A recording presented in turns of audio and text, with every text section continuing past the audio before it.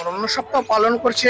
এটা তো অরণ্য সপ্তাহ চলছে, সেখানে এই এনজিও একটা অনুষ্ঠানের আয়োজন করেছে। ভালো, সবার মধ্যে এই সচেতনতা আসুক, কারণ গাছ লাগাতে হবে প্রচুর পরিমাণে। কারণ পরিবেশ যেভাবে দূষণ হচ্ছে, আমরা তো প্রতিদিন আমাদের জীবনযাত্রার ক্ষেত্রে সেটা বুঝতেই পারি।